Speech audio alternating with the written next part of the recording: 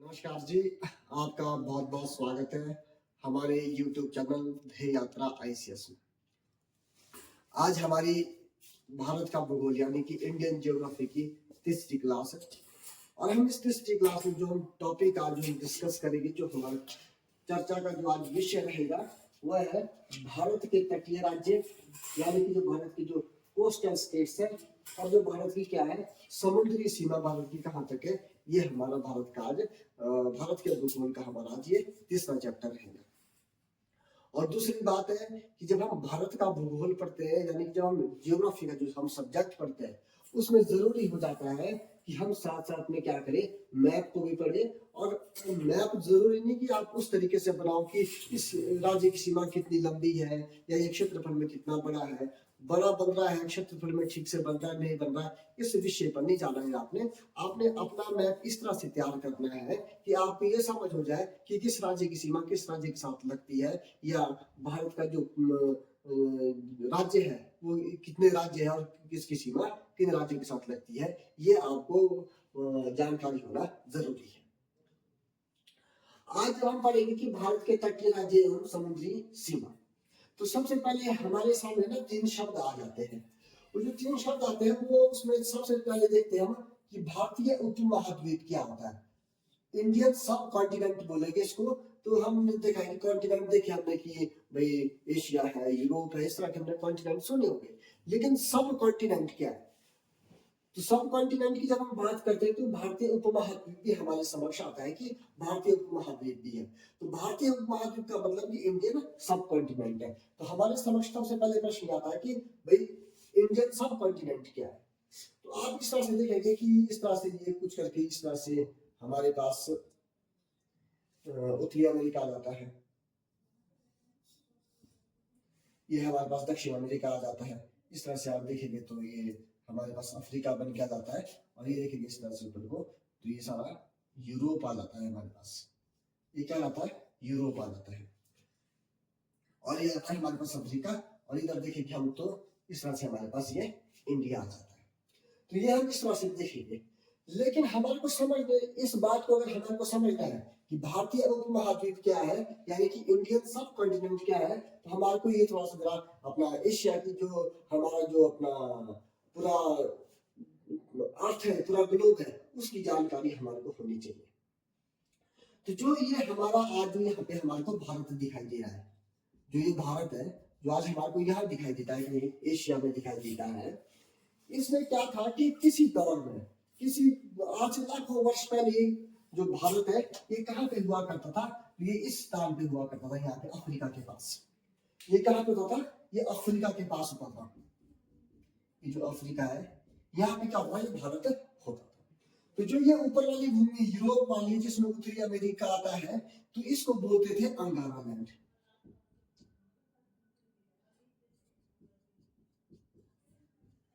इसको बोलते थे अंगारा लैंड।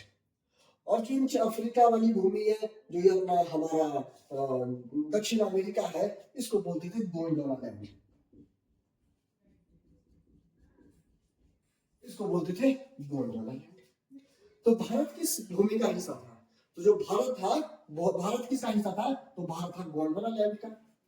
लेकिन आपने एक महाद्वीपीय विस्थापन सिद्धांत जो आपने पढ़ा होगा, महाद्वीपीय विस्थापन सिद्धांत को आपने पढ़ा होगा, वर्ल्ड जियोग्राफी में पढ़ा होगा। इसमें आपने देखा होगा कि कैसे प्लेटों के सहारे जो एक भूखंड है, जो एक स्थल खंड होता है, वो एक स्थान से दूसरे स्थान तक लाखों वर्षों में कैसे सफर करता है, कैसे आगे के लिए चलता है, या एक स्थान को छोड़कर दूसरे स्थान के लिए जाता है, इसके बारे में आपने पढ़ा होगा। वैसे जो भारत था, तो भारत मैंने बताया भारत कहाँ था? भारत यहाँ अफ्रीका में, ये जो भारत था ये अफ्रीका में हुआ करता था। लेकिन धीरे धीरे महाद्वीपीय विस्थापन सिद्धांत के कारण क्या हुआ? प्लेट टेक्टोनिक थ्योरी जिसको बोलते हैं, इसके कारण से क्या हुआ कि जो भारत था लाखों वर्षों में इस तरह से चलता गया चलता गया चलता गया इस तरह से, और किस भूमि से टकराया? तो ये टकराया अंगारा लैंड से। किससे टकराया ये? तो ये टकराया अंगारा लैंड से टकराया। जब ये अंगारा लैंड से टकराया तो ये जो भूखंड था, ये भूखंड किसका था? ये जो भारत है ये किसका भाग था? ये था गोंडवाना लैंड का। जब ये ऊपर जाके अंगारा लैंड से टकराया तो यहाँ पे ये एक अलग सा क्या हो गया? अलग सा भूखंड हो गया, अलग से एक जमीन का टुकड़ा हो गया। और इसी अलग से जमीन के टुकड़े को क्या बोला गया? इस अलग से जमीन के टुकड़े को बोला गया भारतीय उपमहाद्वीप। क्योंकि इस भारतीय उपमहाद्वीप की इसलिए बोला गया क्योंकि महाद्वीप जैसा बड़ा तो था नहीं, ये कॉन्टिनेंट जैसा लार्ज तो रहा नहीं था, लेकिन ये कॉन्टिनेंट से थोड़ा सा कम रहा होगा और इसमें बहुत सारे देश बाद में से अलग हुए, तो उस इस कारण से इसको क्या बोला गया? भारतीय उपमहाद्वीप। किसको क्या दी गई? संज्ञा दी गई। किसको? भारत को। तो भारत किससे जाके टकराया? अंगारा लैंड से। अगर आपको प्रश्न आता है कि भाई भारत जो है वो, जो भारत का जो टुकड़ा है, जो भारत की जो भूमि है, ये भारत का भूखंड है, ये किसका भाग है? अंगारा लैंड का कि गोंडवाना लैंड का? तो आप ये सोचो कि भाई भारत तो भाई आज एशिया में पड़ता है ऊपर को, या नॉर्थ साइड पड़ता है, तो यहाँ पे क्या रहा होगा? तो ये अंगारा लैंड की भूमि रही होगी? तो ये बिल्कुल भी नहीं है, क्योंकि भारत कहाँ था? भारत कहीं जाके अफ्रीका में था। अफ्रीका से टूट के महाद्वीपीय विस्थापन सिद्धांत के कारण भारत क्या हुआ? भारत टूटता गया और कहाँ जाके टकराया? अंगारा लैंड से। लेकिन जो भारत की भूमि है वो कैसी है? वो गोंडवाना लैंड की भूमि है। इतनी सी बात क्लियर? तो भारत किसका भाग हुआ? गोंडवाना लैंड का भाग हुआ। अब जब भारत टूटा और भारत अंगारा लैंड से जाके लगा, तो यहाँ पे एक अलग सा ये क्या हुआ? एक अलग सा भूखंड यहाँ पे दिखाई दिया हमारे को, जिस भूखंड को क्या बोला? भारतीय उपमहाद्वीप। इसे बहुत अलग अलग देश निकले, लेकिन भारत एक सबसे बड़ा इसमें देश था, इसलिए इसको क्या नाम दिया गया? भारतीय उपमहाद्वीप। महाद्वीप की संज्ञा तो दी नहीं, कॉन्टिनेंट की इसको परिभाषा नहीं दी, लेकिन इसको क्या कहा गया? उपमहाद्वीप की इसको संज्ञा दी गई। तो अब समझिए क्या हुआ? भारतीय उपमहाद्वीप किसमें कौन कौन से देश आते हैं? भारतीय उपमहाद्वीप में कौन कौन से देश आते हैं? यहाँ लिखेगा हम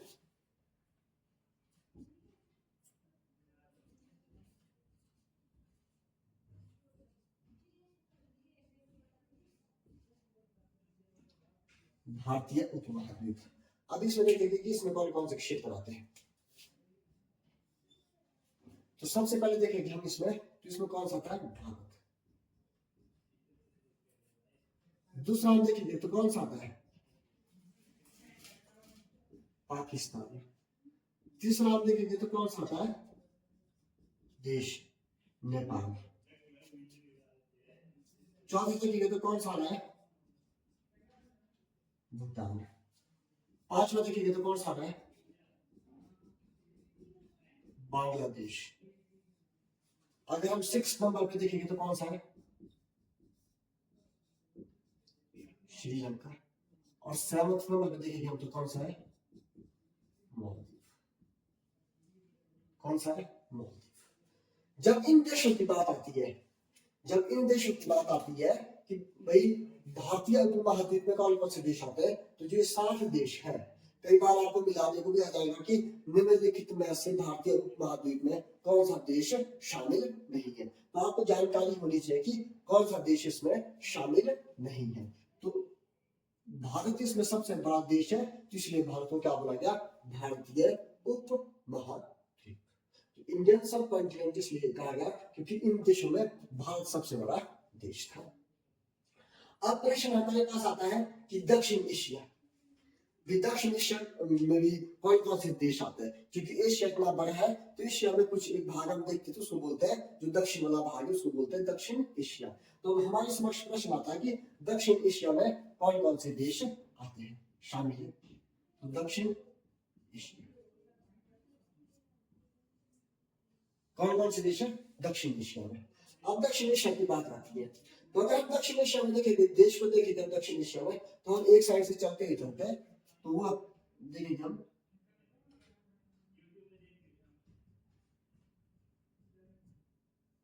अफगानिस्तान,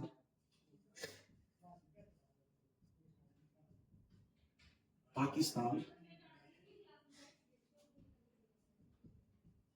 भारत, नेपाल, भूटान,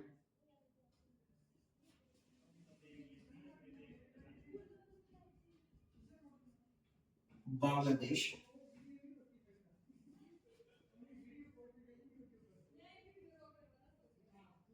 श्रीलंका,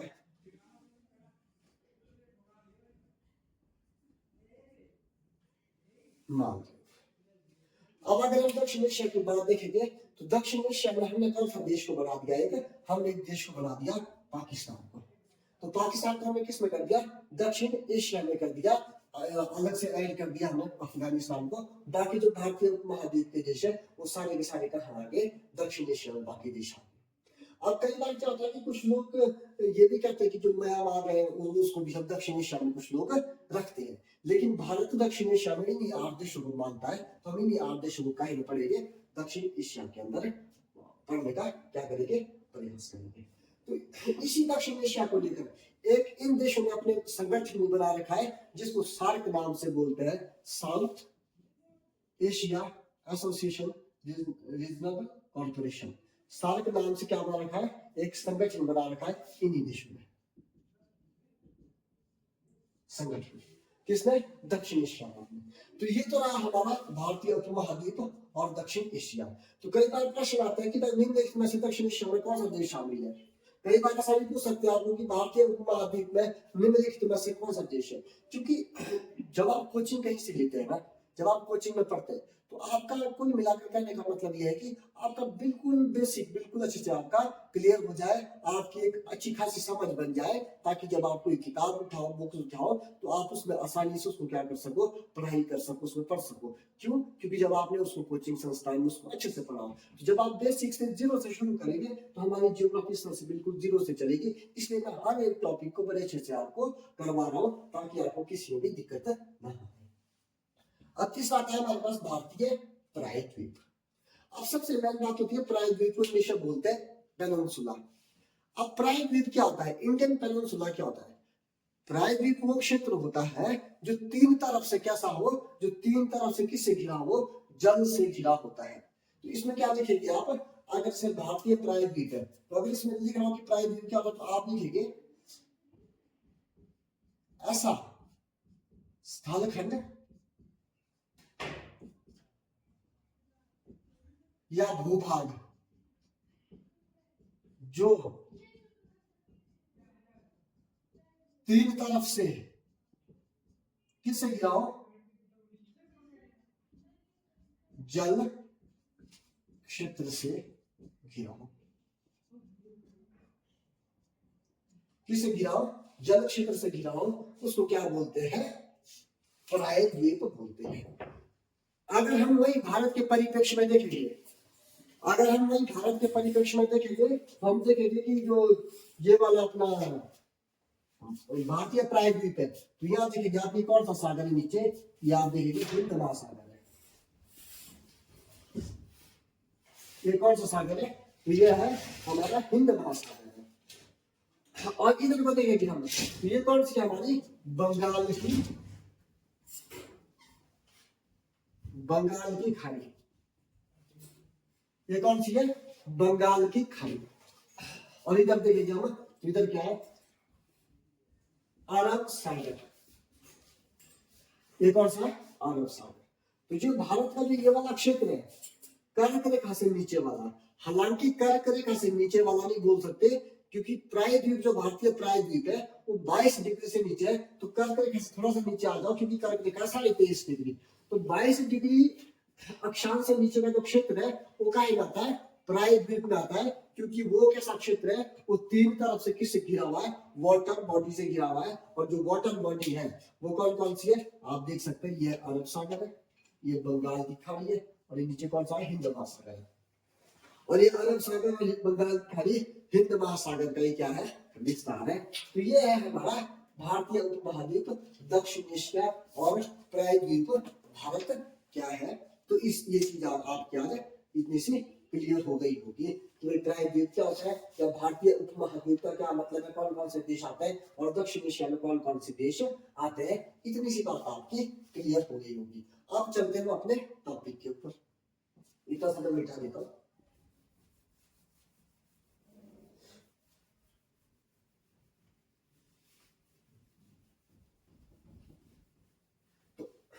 आज इसके बारे में पढ़ना है हमने बात की तट की।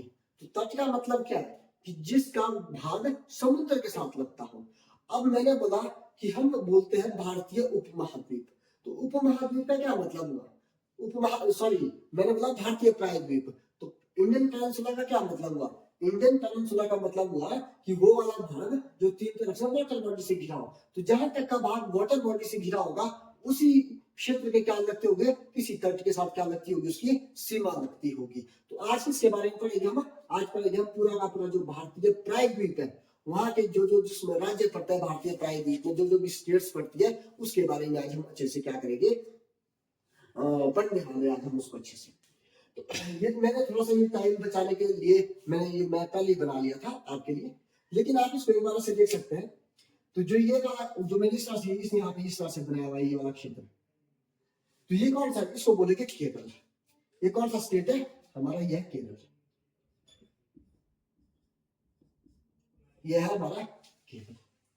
और केरल के साथ ये वाला क्षेत्र लगा, ये कौन सा है, ये है हमारा तमिलनाडु। इसके लिए मैं TN लिखा हूं, तमिलनाडु।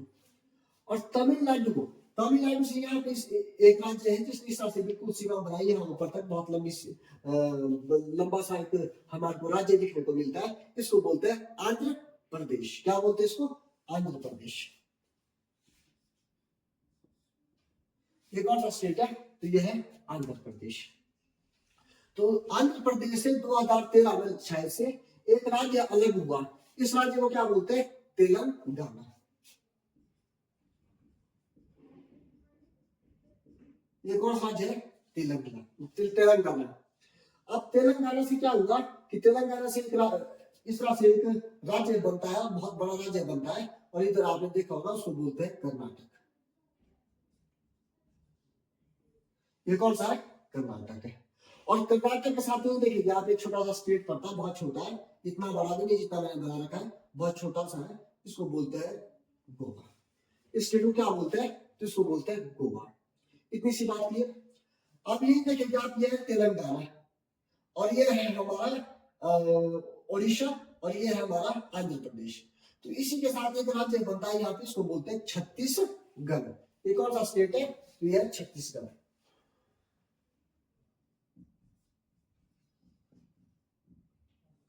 एक और सा है छत्तीसगढ़। और ये छत्तीसगढ़ के साथ ही देखो आप देखेंगे तो कौन सा स्टेट पड़ता है, तो इसको बोलते हैं उड़ीसा।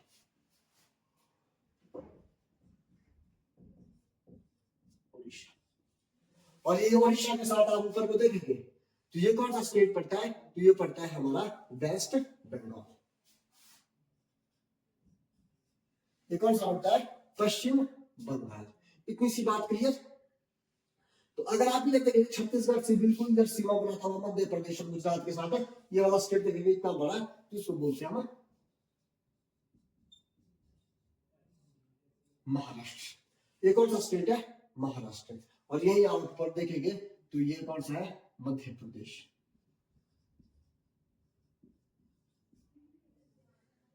और यह साथ में देखेंगे आप तो ये कौन सा है, गुजरात। ये कौन सा है, गुजरात है। तो ये भारतीय प्रायद्वीप में अगर हम देखेंगे तो ये वाले क्षेत्र हमारे को क्या है, ये दिखाई देते हैं भारतीय प्रायद्वीप। इतनी सी बात क्लियर। अगर आप देखेंगे आप तो ये हिंद महासागर है हमारा, और ठीक हिंद महासागर में क्या है, इसको मैं थोड़ा मिटा देता हूँ, यहाँ से थोड़ा समझा होगा मैं आपको।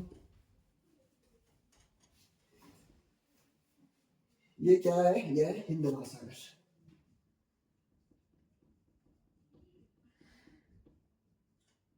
हिंद महासागर। और यहाँ पे आप देखेंगे कि ये नीचे को क्या है, इस तरह से ये आप देखेंगे श्रीलंका। भारत के ठीक नीचे कौन सा क्षेत्र पड़ता है, तो इसको बोलते हैं श्रीलंका।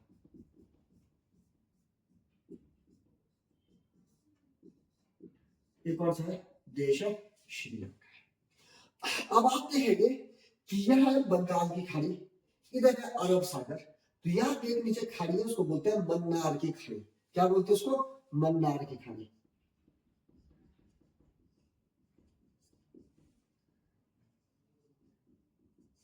उसको क्या बोलते हैं, मन्नार की खाड़ी।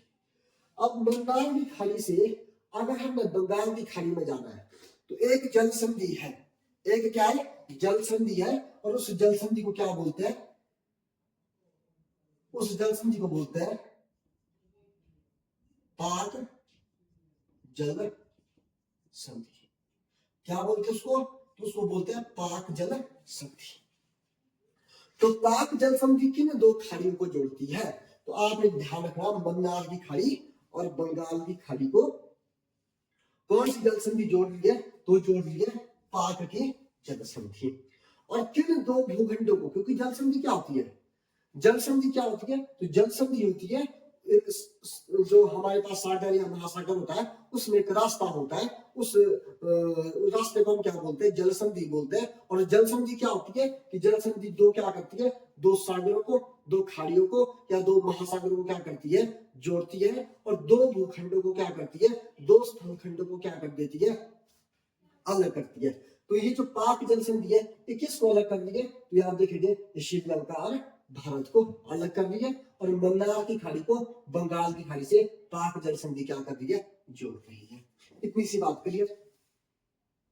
अब आप यहाँ देखेंगे, तो ये जो ये जगह ये वाली यहाँ पे इस तरह से, तो ये कौन सी है? तो आप ये इसको देखेंगे, तो ये कौन सी खाड़ी हमारे को दिखती है? तो इसको बोलते हैं कच्छ की खाड़ी। क्या बोलते हैं इसको? कच्छ की खाड़ी। कच्छ की खाड़ी। और इसी कच्छ की खाड़ी के नीचे आप यहाँ देखेंगे ये वाली जगह, तो ये इसको क्या बोलेंगे? इसको बोलेंगे खंभात की खाड़ी। ये दोनों खाड़ियां गुजरात में पड़ती है। खंभात की खाड़ी, ये कच्छ की खाड़ी और ये खंभात की खाड़ी। अब आपके दिमाग में ये भी प्रश्न आ रहा होगा कि खाड़ी क्या होती है, कि भाई जो खाड़ी बोल रहे हैं, खाड़ी क्या होती है? तो खाड़ी जो जो जल क्षेत्र, जो जल क्षेत्र तीन तरफ से, जो जल क्षेत्र तीन तरफ से स्थल भाग से घिरा होता है, किससे? स्थल भाग से घिरा होता है, उसे क्या बोलते हैं? उसे खाड़ी की संज्ञा देते हैं। उसे खाड़ी की संज्ञा देते हैं। यानी कि प्रायद्वीप और खाड़ी में यह अंतर होता है। प्रायद्वीप क्या क्या कहा था मैंने? प्रायद्वीप क्या होता है? वैसा भूखंड, वैसा जमीन का टुकड़ा जो तीन तरफ से किससे घिरा हो? जल से घिरा हो। जैसे भारत तो बोला, इधर अरब सागर है, बंगाल की खाड़ी है, नीचे हिंद महासागर है, तो इसको क्या बोला? भारतीय प्रायद्वीप। यानी कि तीन तरफ से किससे? वाटर बॉडी से घिरा हो। लेकिन खाड़ी क्या होगी? खाड़ी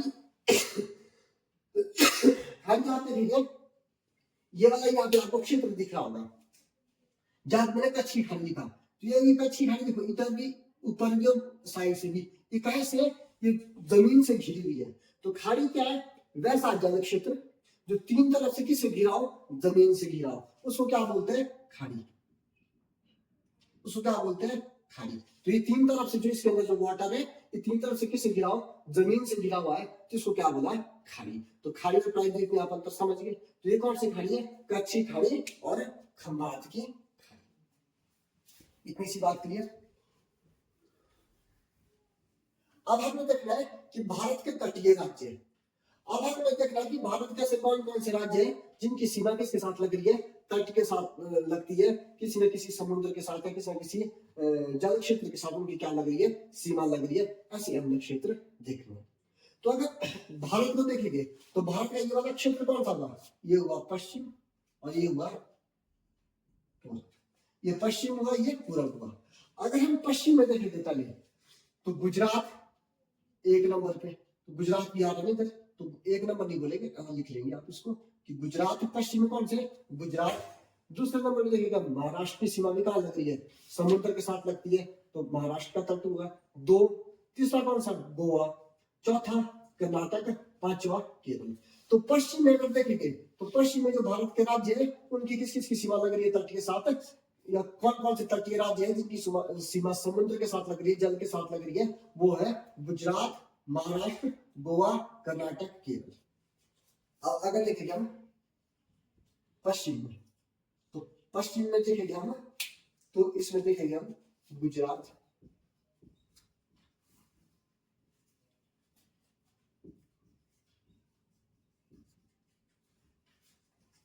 महाराष्ट्र, कर्नाटक, गोवा,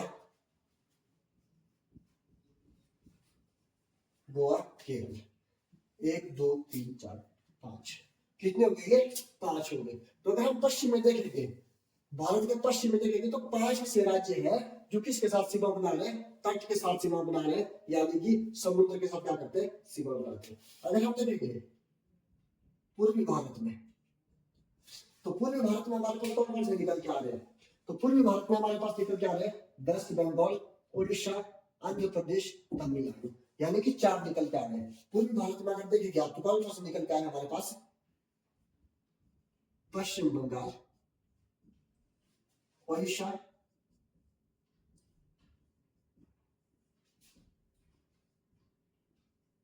आंध्र प्रदेश और तमिलनाडु। ये ऐसे क्षेत्र है हमारे पास, भारत के ऐसे राज्य है जिनकी क्या है? जिनकी तटीय सीमा लगती है।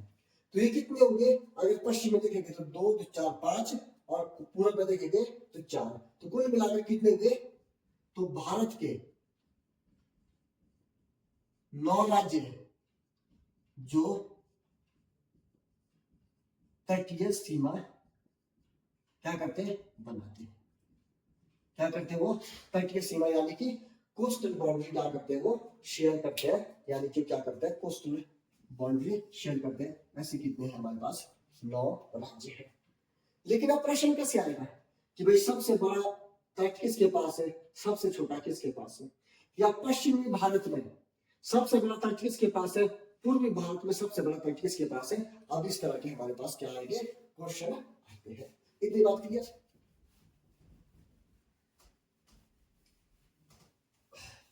लेकिन अगर हम पहले ये देख ले कि सर्वाधिक लंबा और सर्वाधिक सबसे छोटा, यानी कि सबसे बड़ा तट कौन सा राज्य बनाता है और सबसे छोटा तट कौन सा राज्य बनाता है, सबसे बड़ा तट कौन सा राज्य बनाता है, जब ये वाले हम देख लेंगे पूरे भारत के, तो उसके बाद हम पश्चिम में कौन सा सबसे बड़ा तट है और पूर्व में कौन सा सबसे बड़ा तट है, तब हमारे को क्या लगेगी? जानकारी प्राप्त होगी। अगर हम देखेंगे सर्वाधिक लंबा है, सर्वाधिक लंबाई तट की भारत में,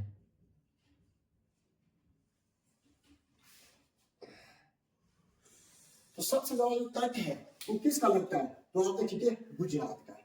सबसे ज्यादा किसका है? गुजरात का। तो सबसे लंबी तट रेखा किसकी है? गुजरात की है।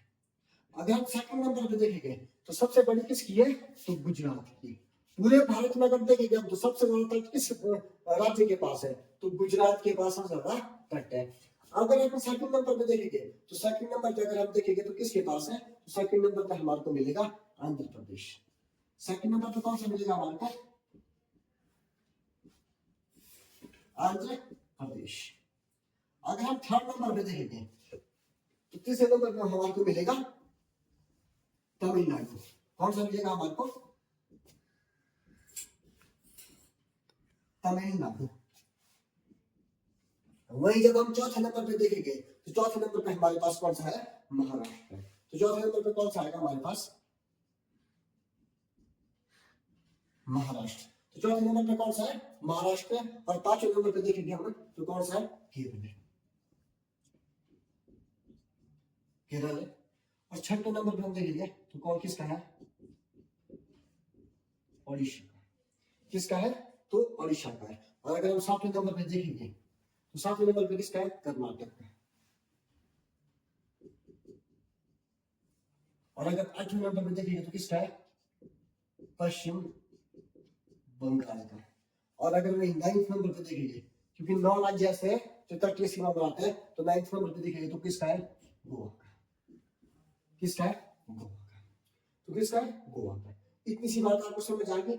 ये है भारत सर्वाधिक लंबाई तट की भारत में। ये है सबसे ज्यादा से सबसे कम की तरफ, यानी कि घटते क्रम में। तो सबसे ज्यादा किसके पास तट है? तो सबसे ज्यादा हमारा गुजरात के पास, फिर उसके बाद किसके पास है? आंध्र प्रदेश के पास, फिर किसके पास है? तमिलनाडु, चौथे नंबर पर महाराष्ट्र आता है, केरल है, ओडिशा है, कर्नाटक है, पश्चिम बंगाल है, और लास्ट में हमारे पास है गोवा। तो सबसे बड़ी तट किसके पास है? गुजरात के पास। और सबसे छोटी तट किसके पास है? गोवा के पास।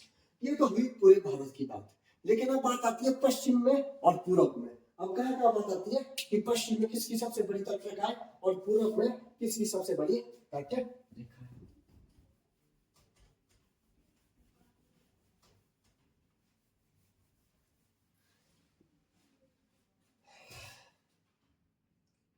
पश्चिम में सबसे लंबी तटरेखा, अगर पश्चिम में सबसे लंबी तटरेखा देखेंगे आप तो किसके पास है, तो पश्चिम में सबसे पहले कौन आएगा, सबसे पहले आएगा गुजरात।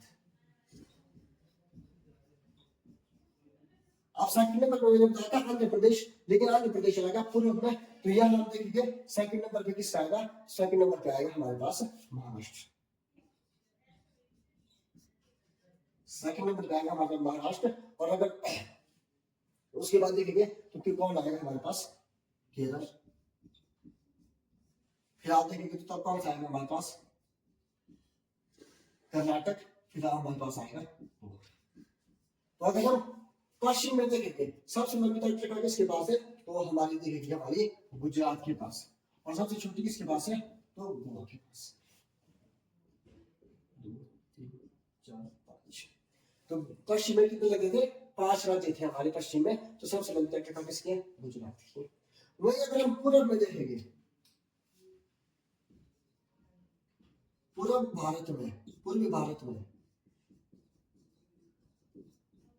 सबसे लंबी तटरेखा, तो हमारा सेकंड नंबर पे क्या है, हमने पूरे भारत में देखा था तो आंध्र प्रदेश आया था। कौन सा, तो सबसे पहले हमारे पास आएगा आंध्र प्रदेश। सेकंड नंबर पे कौन सा आएगा, जो पहले थर्ड नंबर पे था वो आएगा सेकंड नंबर पे, उसको बोलेंगे तमिलनाडु। उसके बाद आप देखेंगे तो कौन सा आएगा, उसके बाद आएगा हमारे पास ओडिशा। और सबसे लास्ट कौन सा आएगा हमारे पास, वेस्ट बंगाल, यानी कि पश्चिम बंगाल। तो ये रही पश्चिम की बात, ये रही पूर्व की बात। पूर्व में कौन सा आएगा सबसे पहले, तो आएगा आंध्र प्रदेश। तो अगर आपको मिलाने को दी तटरेखा की सबसे लंबी और सबसे छोटी तटरेखा पूरे भारत की, तो मैंने वो भी समझा दिया आपको। और क्वेश्चन आए कि पश्चिम भारत में और पूर्वी भारत में सबसे लंबी और छोटी रेखा आ जाए तो वो भी किसकी है, तो वो भी आपको मैंने समझा दिया। वो किसकी है, आंध्र प्रदेश की। सबसे छोटी किसकी है, पश्चिम बंगाल की। तो ये तो रहा हमारा तटीय सीमा। लेकिन कुल तटीय सीमा है कितनी, अब हमारे को एक तो जानकारी होनी चाहिए कि कुल तटीय सीमा कितनी है। तो आप देखेंगे कि कुल तटीय सीमा भारत की कुल तटीय सीमा, इसमें 2 प्रकार से आता है। 2 प्रकार से कैसे आता है, एक तो आता है हमारा से मुख्य भूमि प्लस द्वीप। कुछ द्वीप भी तो है जिनका समुद्र के साथ सीमा लगती है, हमारे अंडमान निकोबार देखेंगे आप, या लक्षद्वीप द्वीप देखेंगे, तो इनकी सीमा भी किसके साथ लगती है, हमारी समुद्र के साथ लगती है। तो तट तो वो भी बनाएंगे समुद्र के साथ। तो ये क्या है, एक तो आता है हमारा मुख्य भूमि प्लस द्वीप, और एक आता है हमारा मुख्य भूमि यानी कि अपने इधर से गुजरात से चलिए आप तमिलनाडु, तमिलनाडु से चले गए वेस्ट बंगाल, इतनी सी बात। तो ये कहीं आती है, यह मुख्य भूमि। तो क्वेश्चन किस तरह से आता है ये आपने समझ लिया बात। अगर आपको आता है कि मुख्य भूमि वाला, तो मुख्य भूमि में आपने कितना लिखा है, मुख्य भूमि प्लस द्वीप अगर आता है तब कितनी है हमारी तटीय सीमा, तब हमारी 7516.6 किलोमीटर।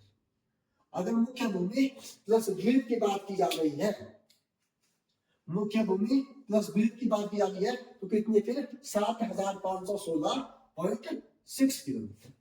अगर मुख्य भूमि की बात की जाती है, सिर्फ मेनलैंड की बात की जाती है, गुजरात से लेकर तमिलनाडु तक ऊपर वेस्ट बंगाल तक की बात की जाती है, तब कितने किलोमीटर है, तब 6100 किलोमीटर है। कितनी है, 6100 किलोमीटर। अगर आती है वाली बात कि भारत की तटीय सीमा, कुल तटीय सीमा कितनी है, तो कितनी है, मुख्य भूमि प्लस द्वीप की बात की जा रही है तब है 7516.6 किलोमीटर। अगर मुख्य भूमि की बात की जा रही है तब कितनी है हमारे पास, 6100 किलोमीटर हमारे पास क्या है, सीमा पड़ती है। इतनी सी बात क्लियर। अब ये जो हमारा जो भारत है, जो हमारा प्रायद्वीपीय भारत है, जिन राज्यों की सीमा तट के साथ लगती है उसको कुछ नाम दिए गए हैं। क्या किए गए हैं, उसको नाम दिए गए हैं। अब उस उन नामों पे हम क्या करते हैं, चर्चा करते हैं।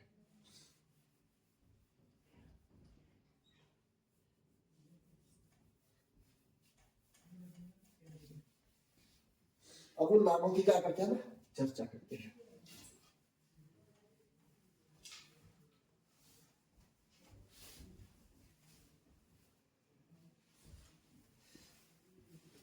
अगर आप यहाँ पे देखिए तो ये गुजरात वाला तट है, जो ये जहां पे मैंने आपको कच्छ की खाड़ी पढ़ाई थी, तो इसको बोलते हैं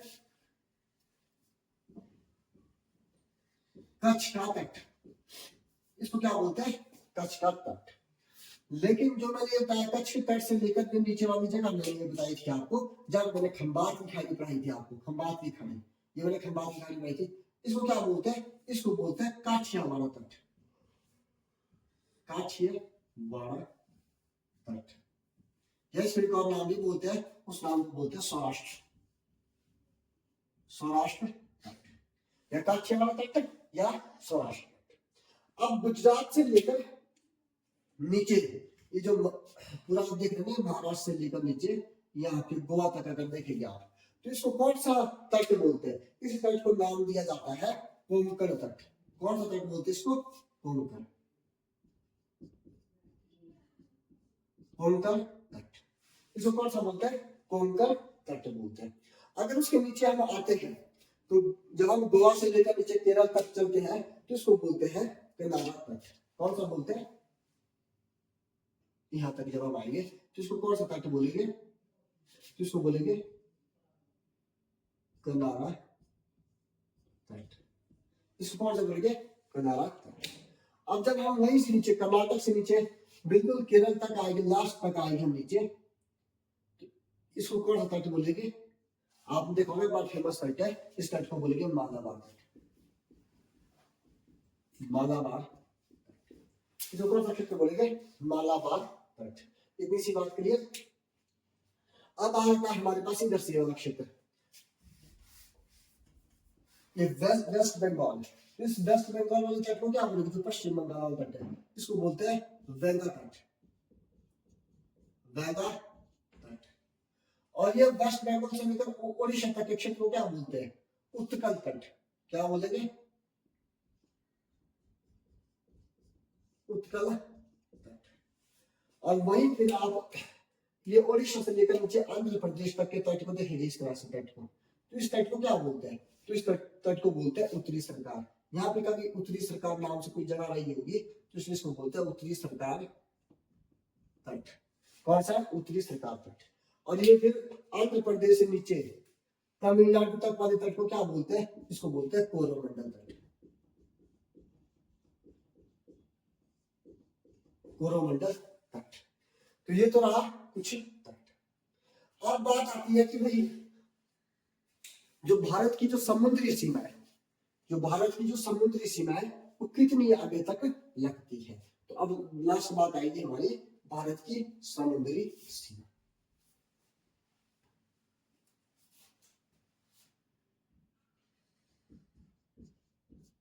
भारत की समुद्री सीमा, इसमें भी 3 डायमेंशन है। एक को बोलते हैं प्रादेशिक समुद्री सीमा,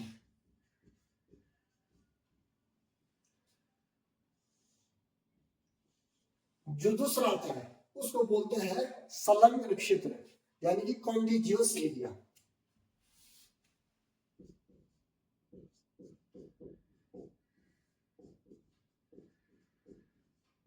संलग्न क्षेत्र। और जो तीसरा आता है, तीसरा एवं जो अंतिम आता है, उसको बोलते हैं अनियन आर्थिक क्षेत्र।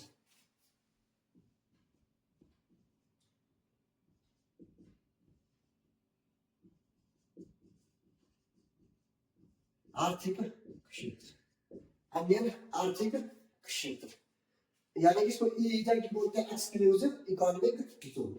तो जो प्रादेशिक समुद्री सीमा है इसको बोलते हैं टेरिटोरियल सी। इस क्षेत्र को क्या बोलेंगे, टेरिटोरियल सी भी बोलते हैं।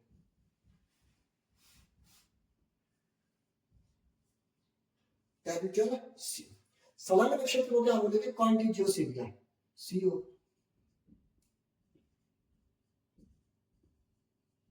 Contiguous area.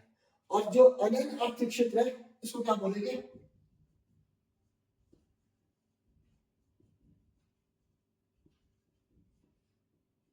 Exclusive economic zone. Exclusive economic zone. तब अब आती है हमारी कि भारत की जो प्रादेशिक सीमा है, यानी कि कितनी है प्रादेशिक सीमा हमारी।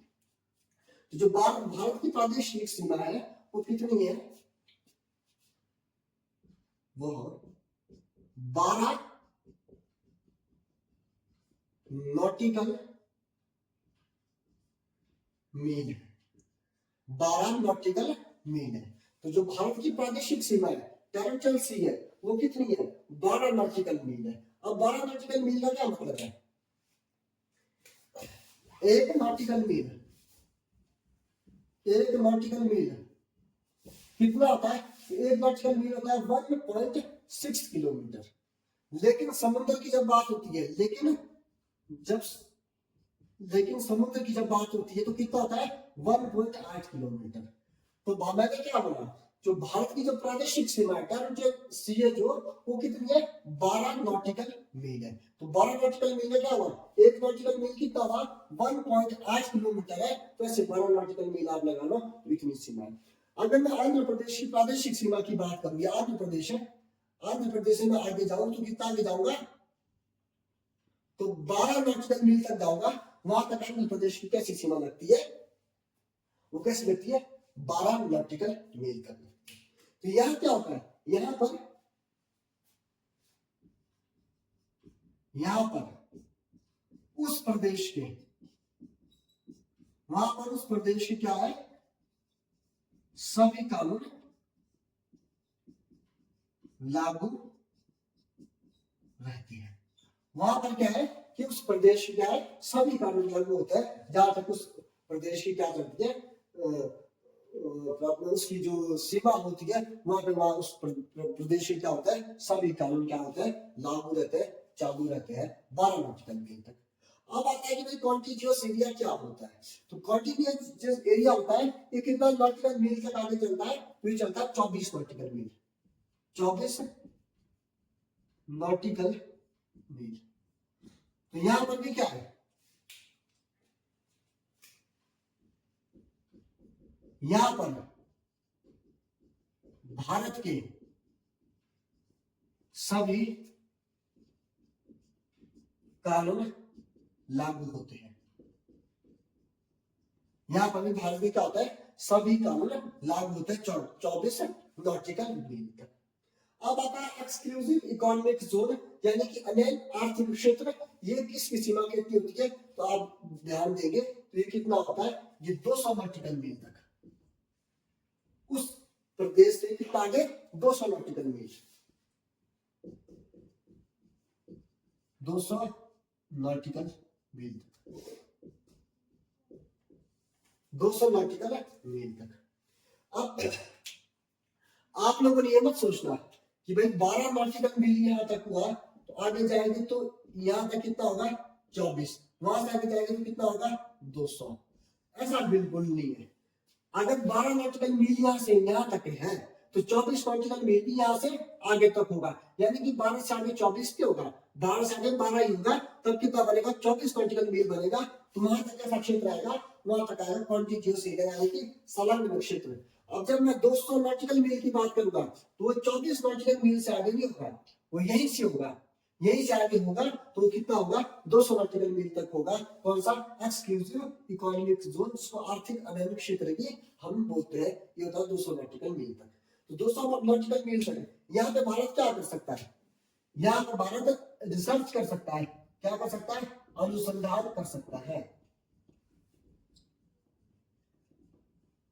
यहाँ पे क्या कर सकता है भारत? अनुसंधान कर सकता है। तो यह भारत की समुद्री सीमा। पहले 12 नॉटिकल मील, उसको बोलते हैं प्रादेशिक सीमा। फिर 24 नॉटिकल मील, उसको बोलते हैं कॉन्टिजियस एरिया। फिर आता है अनैध आर्थिक क्षेत्र, जिसको बोलते हैं एक्सक्लूसिव इकोनॉमिक जोन। ये कितना आता है? 200 नॉटिकल मील तक। तो ये है हमारा भारत की तटीय राज्य एवं समुद्री सीमा। अब बीच में 3 स्टेट छूट गए। वो कौन कौन से छूटे? एक तो छूटा हमारा ये जो तेलंगाना है, एक छूट गया हमारा छत्तीसगढ़ है। आगे में राज्य की किसी भी समुद्र के साथ सीमा नहीं लगती है, तो ये क्या है? ये तटीय राज्य बिल्कुल भी नहीं है। तो इन राज्यों को क्या बोलेंगे? इनको बोलते हैं लैंड लॉक स्टेट। इनको क्या बोला जाता है? इनको बोला जाता है लैंड लॉक स्टेट। तो स्थलरुद्ध राज्य, यहाँ पे लैंड लॉक कंट्री भी सुनी होगी। तो स्थलरुद्ध राज्य क्या होते हैं? जिनके पास क्या होता? अपना जल क्षेत्र या तटीय सीमा नहीं होती है, उसको क्या बोलते हैं? उसको बोलते हैं स्थलरुद्ध, यानी कि लैंड लॉक स्टेट। यानी कि अगर ये कोई स्टेट है इस तरह से, इसकी जो बाहर है इसके बाहर क्या मिलेगा आपको? स्टेट मिलेगा। यानी कि इस जो अगर ए नाम की स्टेट है, इसके पास कहीं भी हमारे आसपास समुद्र नहीं है, इसकी सीमा कहीं भी समुद्र के साथ सीमा नहीं बनाती है, तो उसको क्या बोलेंगे हम? स्थलरुद्ध। यानी कि जमीन से जो क्या है बिल्कुल घिरा हुआ है, यानी कि उसको क्या बोलेंगे हम? Land lock state. तो हमारी जो उड़ीसा है और तेलंगाना है, ये कैसी स्टेट है हमारी? ये बिल्कुल लैंड लॉक कंट्री है, इनकी सॉरी लैंड लॉक स्टेट है। इनके पास कहीं भी अपना क्या नहीं है? समुद्र नहीं। और उसके बाद अगर आप देखेंगे तो उत्तर प्रदेश है हमारा। आपने कई बार सुना होगा कि भारत का जो उत्तर प्रदेश है, उत्तर प्रदेश क्या करता है? सार्वजनिक सीमा बनाता है भारत के अन्य राज्यों से। लेकिन आप लिखेंगे उत्तर प्रदेश, असम, उत्तर प्रदेश, असम एवं छत्तीसगढ़। उत्तर प्रदेश, असम और छत्तीसगढ़ क्या करते हैं? 7 सबसे ज्यादा राज्यों के साथ सीमा बनाते हैं। तो सिर्फ और सिर्फ उत्तर प्रदेश ही नहीं है, इसमें असम भी है और छत्तीसगढ़ भी है। ये कितने कितने राज्यों के साथ सीमा बनाते हैं? तो ये आप देखेंगे तो ये 7 राज्यों के साथ, यानी कि 7 स्टेट्स के साथ क्या करते हैं? अपने स्टेट्स की क्या करते हैं? बाउंड्री शेयर करते हैं। तो ये है हमारे भारत के तटीय राज्य एवं समुद्री सीमा। मैंने बिल्कुल आसानी से आपको समझाया कैसे कैसे शुरू से लेकर एंड तक। तो ये थी हमारी जियोग्राफी की 3री क्लास। बाकी कंटिन्यू हमारी क्लासेस करते रहेंगे। आज के लिए इतना ही, धन्यवाद, थैंक यू।